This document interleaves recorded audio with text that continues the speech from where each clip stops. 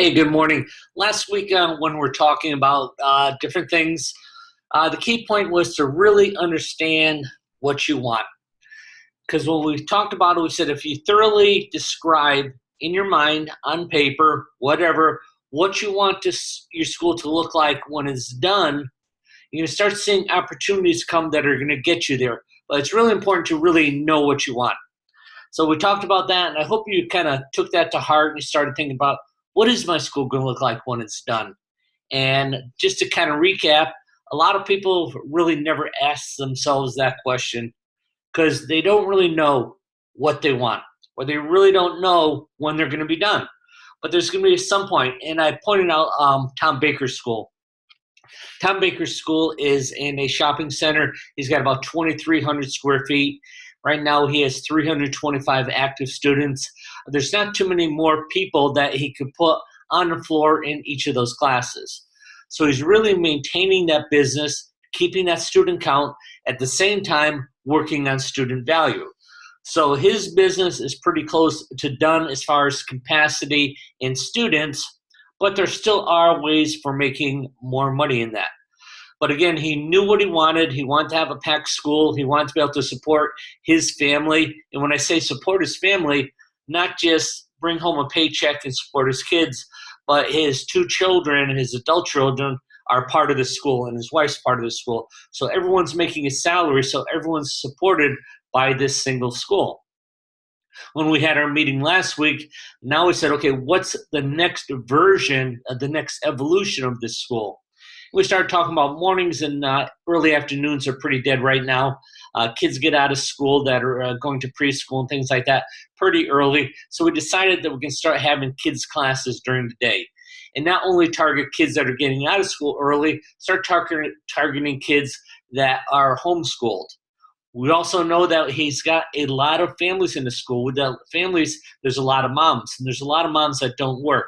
So is it possible to get a yoga class started for some of these women who don't want strong physical fitness, but they do want the flexibility and the peacefulness and the Zen atmosphere of yoga? So we started figuring out how we can get 60 more people in the school during non-prime time martial arts classes, and now he can again increase his income. So if he had 60 more people coming in at $200 a month, that's another $12,000 that he can create just by going to this next evolution of the business. Part of that is not knowing what he wants, but who he needs to make that happen. So again, last week we talked about being crystal clear on what we want. We talked about acting like if you're already there. In other words, if you plan on having a school of 300 people, can you keep doing what you're doing with a school of 100 students? And Paul Garcia brought this up yesterday. We were doing instructor college, and he was mentioning the first time that I went up to his school, and he was really proud of the way he took attendance. He had attendance cards, and he would use a black pen on A days and write down the date that the kids came to class, how many classes they took, if they're an A or B student. And then when they came back for a B day, he would use a different color pen and mark that out. And I saw him doing that one day at the end of the day. And I go, what are you doing? He goes, well, this is how we do attendance. Okay, right now you have not a small school, but a moderate school. You want to bring in another 150 to 200 students. Will you be able to do that when you have 200 more students? He goes, no, that would be so time consuming. I go, okay, perfect. So this is how we have to do attendance. We have to kind of automate it now, because when you have that many students later on, it's going to be automated. So we want to start acting as if we're already that big school owner. The whole idea is to be before you become. Next thing Paul Garcia just brought up, and we bring this up almost every time we have a meeting, is that you can have everything in life that you want if you're willing to help enough other people get what they want. So how does this fit in the whole thing? Okay, Tom Baker needs this many more people. What type of people is he going to get? What type of people are you looking for? What's your ideal student? So I'm just going to kind of click down to this next page. And we start thinking of, in our community, we have all kinds of people looking for certain type of benefits. And when we say benefits, it's not just self-confidence and self-esteem. A benefit isn't a benefit to benefits an individual person. So first we want to start looking at what type of community do we have. So our town or our community is made up of preschool kids. Those are possible people to come in and train at our school. And then we have school-age kids. We're going to just say they're like 6 to 12. We have teenagers. There's adults in our community. Is our ideal student a boy or is it a girl, or do we want a mixture? Because they both are looking for different types of benefits. Are we looking to have a school where we have an adult man, a school where we have an adult woman? So the important thing for you to do is start checking these off. Okay, what do I want? I was talking to a school owner this past weekend. He wants to teach adults. He loves teaching adults. Okay, that's fine. Let's pick out adults as your ideal student, and then let's find out what those adults want, and then provide that type of service. So first we have to decide who we enjoy teaching. If you like teaching all these, put a check on all of them.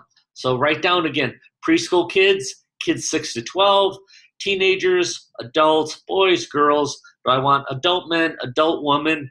Okay, if you want them all, check them all. If all of a sudden you go, I'm not going to teach preschool kids. That's out of my comfort zone right now, so I'm looking for this. Once you do that, I want you to look at the demographics of your area. Let me just pull up another page here. I just put in the zip code. This is MOVOTO. You can put in any neighborhood or zip code and it'll tell you the demographics. So I'm in Boca Raton right now, so I just put in the zip code for Boca Raton. And I started looking at the demographics. What I was really kind of interested at first is almost everyone in town is above high school graduate. So we had on this area of town, there's only 570 people that are less than high school graduates as far as adults. There's 3,300 high school graduates. There's graduate degrees of 4,000, and there's a bachelor's and associate degrees of almost 9,000. Then we start looking at the ages. So this is the community I'm thinking about opening a school, pretending right now I'm not really doing it. And so I have to say, okay, now all those other things in the first page, the age groups I want to teach, is there enough available in my town to support that type of school? So under 9 years old, there are 2,000 kids in this zip code. There's 2,000 10 to 17-year-olds. There's 1,300 18 to 24-year-olds. There's 1,800 25 to 39-year-olds. Now, again, this is Boca Raton. It's kind of a retirement community in some areas. There's 7,800 people in this town, 40 to 64. There's another 7,000 that are people over 65. So you may first look at this town and go, man, there's a lot of houses. There's a ton of people. Yeah, but there's, out of all that ton of people, there's 2,000 kids that are 9 or older. So if I say I'm going to get 5% of the population of kids that take martial arts in my school, well, that's 200 kids that I could possibly get into my school. So that's a pretty good solid demographics. But again, you want to make sure that you know what type of people you want, and then you have to say, does the population support it? If the population doesn't support it, you may have to do one or two things. You have to move, or you may have to change the group of people that you're going to try to serve and benefit in your community. Okay, next thing we want to look at. Okay, now, out of all these age groups, what are the benefits these people are looking for? So when I start thinking of 3 to 5-year-old kids, I can imagine a mom with a 3-year-old coming in and saying that she's looking for a traditional Okinawan martial arts program where the child can learn the history and the development of that style. I really don't think that's going to be a benefit for a lot of people, maybe 1 or 2 in town. But again, we're not going to run a school on 1 or 2 people. But 3 and 5-year-olds, they're into, the moms want to have them get motor skills. They want to get them more coordinated. Traditional martial arts where they're punching, blocking, kicking, going from left brain to right brain increases motor skills. They have to have fun. So when I say have fun, they have to be able to do it. So if they come into a program and all of a sudden the martial arts is too difficult, it's not fun because, again, they're not happy with their performance and they don't believe in themselves. And it's got to fit the mom's schedule. And I was talking to my daughter who happens to live in this zip code, and her kids get out of school. My grandkids get out of school at 12 o'clock. She would love to go to martial arts school where classes start for 3 to 5-year-olds at 1 o'clock in the afternoon. Because when it comes to evening, the older kid has to go and do his homework, and they have all kinds of chores. So you have to be able to fit a mom's schedule. So you have to think about, if I'm going to service this age group, and I know they're looking for certain benefits, one of the benefits is they're looking for is it fits the mom's schedule. It can't be a benefit for the mom if the mom can't make it to class. So then we start thinking, what do 6 to 12-year-olds want? Well, some parents are looking for fitness. Kids are maybe out of shape. Again, they're looking for fun. They want this to be an activity that they don't have to drag their kids to. They want their kids to drag them to the martial arts school. It's got to have a cool factor. Martial arts can't be boring and crazy. It's got to have a cool factor. They relate to martial arts on what they see on TV. So if they're watching these Disney channels that are like geared towards martial arts, they're jumping, they're kicking. It's got to have that cool factor. A lot of these kids are looking for self-defense. The parents are worried about them.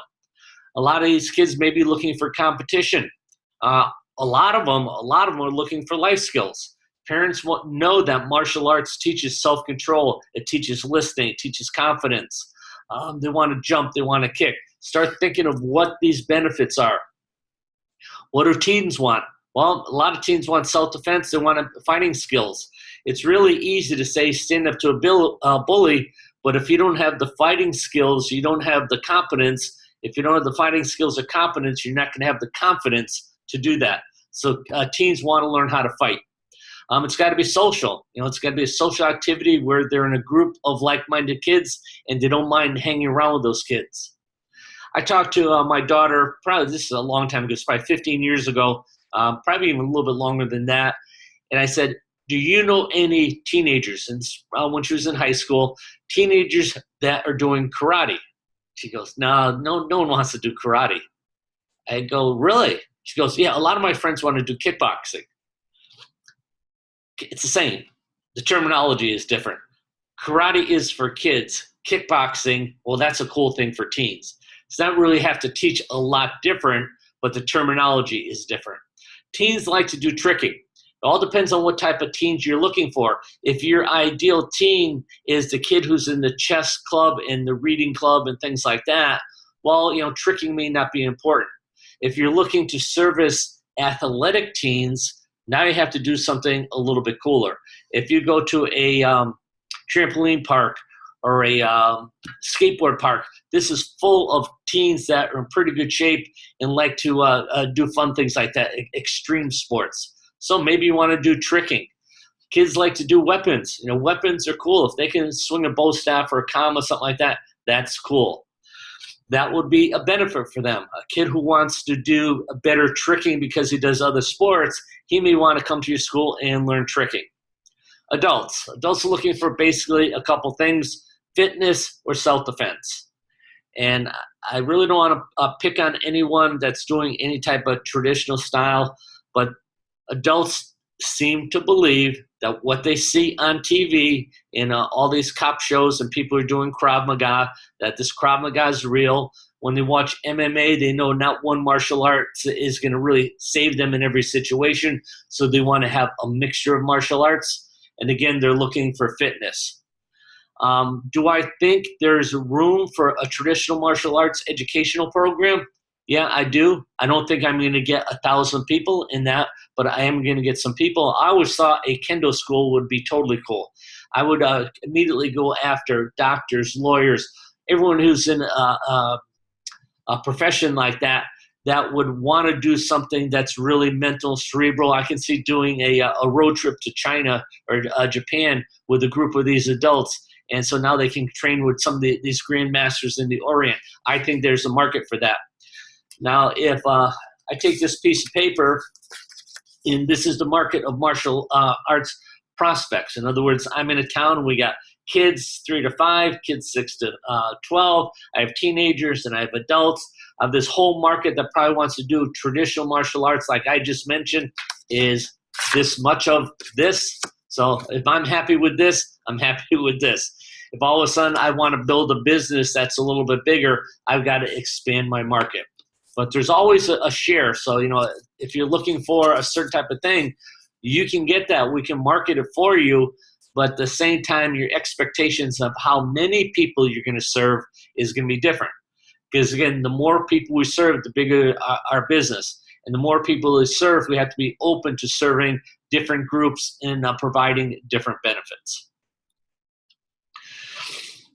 Next question, and it's kind of leading.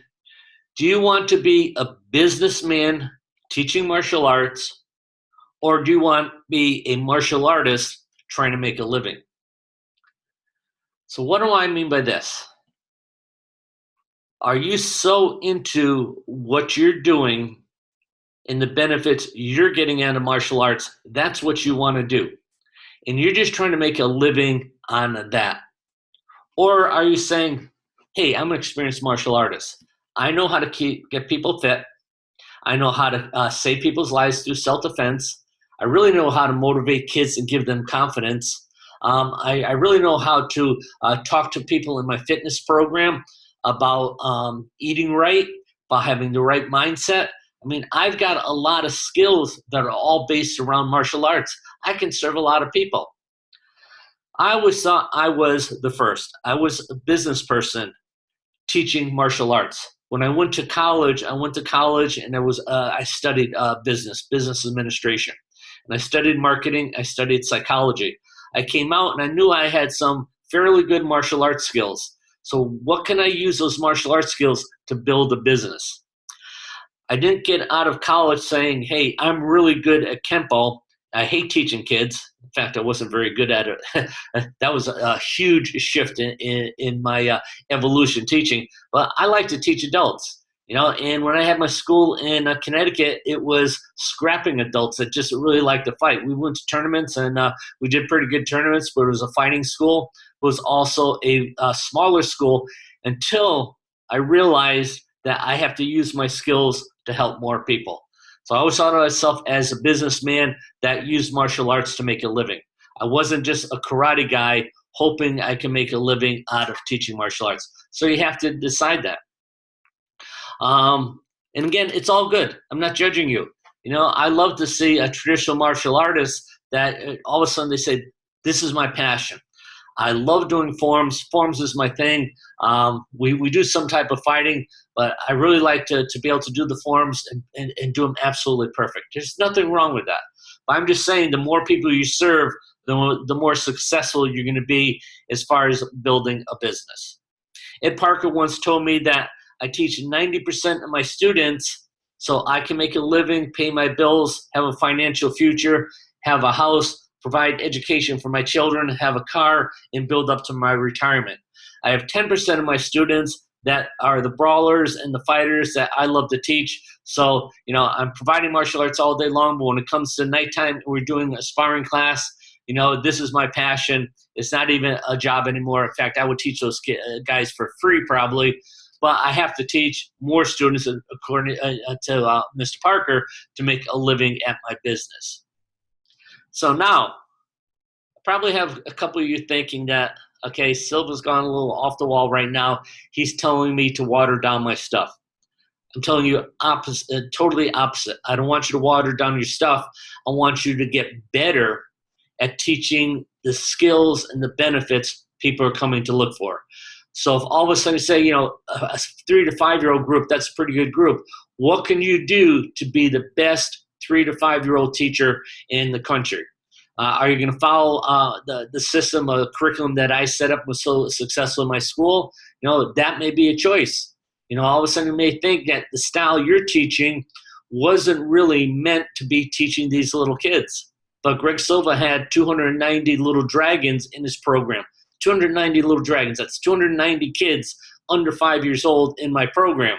I was doing something right. A lot had to do with the curriculum. So I'm not telling you to water anything down. I'm trying to get you to get better at the skills that you're teaching. Now, Paul Garcia said this, and I said, how do we get some people to change? Some people are just not willing to make changes in their business. And he said this, and I had to agree to him, because some people are selfish. Some people think about them and not about the people they serve. And when we do martial arts instructor colleges, we always say, hey, it's not about us. It's all about them. It's not about us showing off our skills. It's about them being our students, getting them to be the very, very best. Some school owners, don't want to work as many hours, or maybe they don't want to pack their classes too much, or they're not going to work with the programs. And all of a sudden they have staff members working for them that are working for like almost minimum wage. Are they being selfish? I mean, part of my responsibility in running a martial arts school is to make sure I can provide a great living for all the people that are helping me. So I've got to change my thinking there too. I don't want people just to volunteer for classes. If they come to me when they're 16 years old, all of a sudden they get 18 or 19 and go, hey, I'm going to make a career out of this. And the parents go, hey, Mr. Sullivan, my kids really want to do this for the rest of their life. They want to make a career. Well, it's my responsibility. I can't be selfish. It's not just about me running a school. I have to help my team become those professionals that could be successful at their own schools. So today is just a kind of an extension of last week. Again, last week we talked about knowing what we want. This week we're going to decide who we have to serve and how we have to serve them in order to get enough people in our school so we can team up and build a dream from there. We're not going to be able to do it by ourselves. So we've got to really know not only what we want, but who we want in our school. So maybe the numbers don't add up. Maybe you're in a town, even like with Boca Raton, you start thinking there's 20,000 people that are probably out of the age group for your martial arts school. So maybe you're in the wrong town. So you have to think, okay, I want to teach these people, these people, these people. Here are my demographics. Do my demographics support that school? And if it doesn't, what could I add in? So maybe you start saying, well, it doesn't really fit. It doesn't really fit. But you're not teaching any type of women's fitness program. Well, that could be something you could add. So another segment of ideal students that you can add to build up those numbers to run your school. So first, know exactly what you want. In your community, check out your demographics. Make sure there's enough people available. A lot of people say that I was lucky in the town of Coral Springs. Now, let me tell you how I ended up there. When I was in Connecticut, I went to visit a school in upper state New York who had more students than I did. And I was watching his class, and there were great classes. But I don't know if they were that much greater than my classes. And he had a team. His team was really, really well trained. But my team was really, really well trained. But there has to be something different. He's getting these results. I was getting these results. So I came back. I started looking at where I was located. I said, I've got to move. And I don't want to just move to where I think I should go. I'm going to really study. So since I was willing to move, I said, what part of the country do I want to move to? So being a boater and loving the outdoors, I decided to move to South Florida. So I came to South Florida for a couple weeks, and I worked with real estate agents on demographics. I told them exactly what I wanted to do, the age groups that I want to attract, and they said, go to Coral Springs, Florida. I go, why Coral Springs? They go, it's a growing town. They have 68,000 people right now. 50% of the town is under age 18. It's all families. So that's brought me to Coral Springs. So it wasn't by chance. But then it wasn't just the demographics, because there were already schools in that town. When I was up to 1,200 students, there was a Taekwondo school that I could probably see out my window. They're doing really well. He had 350 students. So now we had both the same demographics, but I was still doing 3 times or 4 times better than he was. That goes back down to how do you serve those different groups and the benefits. It just seems to me that I must have been giving more benefits to my students. The students enjoyed it more. They started giving more referrals, and that's why I would have a school that was 4 times bigger than the other school in town. So it's the demographics, then understanding the needs and benefits of each person in that segment and making sure you're providing those benefits. And again, a benefit is a benefit. only when it benefits that student. It's not about you. It's all about them. It's all about being non-selfish. It's not you. It's all about them and all about your staff. So once we decide that, then we work on your marketing. So your school may be, hey, karate teaches kids a lot. I saw that ad recently. I was talking to Paul Garcia. He's got 350 adults doing a Muay Thai Krav Maga mix. His ad is fear not. He's got a violent picture of someone punching someone else, and it's fear not. He's looking for people that are looking to do self-defense. Craig Haley's here in town in Florida. He's got a great school. He does great martial arts, but it's built around fitness. It's adults that want fitness, and he provides benefits of fitness through martial arts training. So that's kind of our program today. I kind of hope you stimulate a little bit of thinking. Again, keep your mind wrapped around this. If you can, write down those different categories. See who you're servicing now. Is there another group that you can kind of target into? And if there is, send me out an email. Tell me what you want to work on. And either myself or Derek Frater will get a hold of you, and we'll do some one-on-one training and make sure we can provide that. Because, again, it's all about you. It's not about me. Okay, have a great week. I am in Florida. There will be no meeting on Wednesday. I actually recorded this meeting, so I'm going to put it out so people can have this earlier during the week. I really like when a lot of clients watch the meeting at the beginning of the week because it gives them time for the rest of the week to get things going and to work on these concepts. Have a great day. Thank you.